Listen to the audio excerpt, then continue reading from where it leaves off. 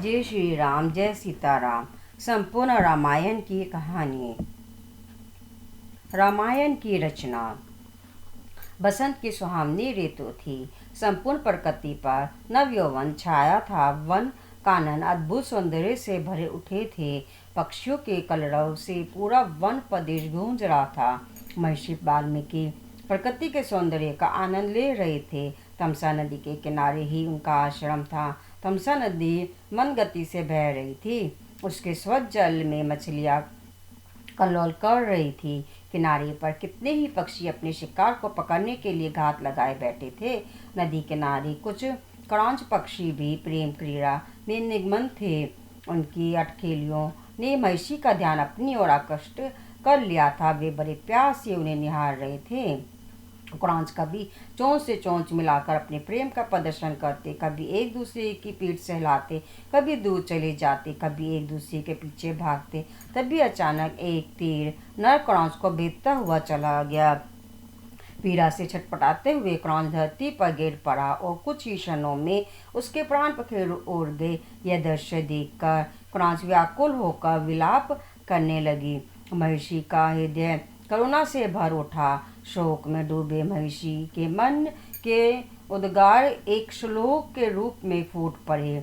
मां निषाद प्रतिष्ठा तवम गमः शाश्वतेन समः यत्र क्रौंच मिथुनाकेद मदि काम मोहितम। हे निषाद, तुम्हें कभी भी शांति न मिलेगी, क्योंकि तुमने कामरत क्रौंच क्रौंची में से एक की बिना किसी अपराध के हत्या कर दी है।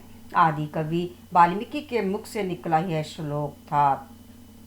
वाल्मीकि का ध्यान जब श्लोक के अर्थ पर गया तो उन्हें बड़ा दुख हुआ। वे पछताने लगे कि उन्होंने व्यर्थ ही निषाद को इतना कठोर श्राप दे दिया। अभी अचानक उन्हें याद आया कि एक बार उन्होंने नारद से पूछा था, हे देवर्षि, मुझे किसी ऐसे पुरुष का नाम बताइए जो सत्यवादी, गुणवान, धर्मनिष्ठ, बलवान, दृढ़ वचन, परोपकारी तथा अनुपम सौंदर्य का स्वामी हो। तब नारद ने उन्हें इक्ष्वाकु वंश के राजा दशरथ के पुत्र राम के बारे में बताया था और उनकी कथा सुनाई थी। वाल्मीकि राम के विषय में सोचने लगे और उनके सामने राम का व्यक्तित्व साकार हो उठा।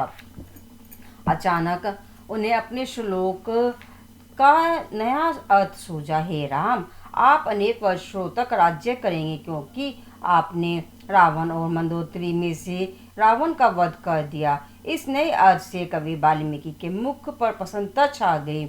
एक दिन महर्षि बैठे श्लोक गुनगुना रहे थे कि उन्हें ब्रह्मा जी ने दर्शन दिए और कहे, महर्षि, आपके मुख से यह श्लोक अचानक नहीं बल्कि हमारी इच्छा से ही निकला है। आप चंद में राम के संपूर्ण चरित्र का वर्णन कीजिए। राम की कथा आप नारद से सुन ही चुके हैं। इसके साथ ही ब्रह्मा जी ने उन्हें आशीर्वाद दिया कि राम, लक्ष्मण, सीता और राक्षसों की गुप्त तथा प्रत्यक्ष समस्त क्रियाकलापों उनकी आंखों के सामने प्रत्यक्ष आते जाएंगे और इस प्रकार जो भी वे लिखेंगे वह सत्य एवं यथार्थ होगा। इस प्रकार उनकी लिखी रामायण इस संसार में अमर हो जाएगी। ब्रह्मा जी के आशीर्वाद तथा प्रेरणा से वाल्मीकि श्लोक में राम के चरित्र का वर्णन करने लगे और उन्होंने 24,000 श्लोक में पूरी रामायण लिख डाली। वाल्मीकि रचित रामायण संसार की सर्वश्रेष्ठतम रचनाओं में से एक है तथा भारत की सांस्कृतिक धरोहर है। जय श्री राम, जय सीताराम।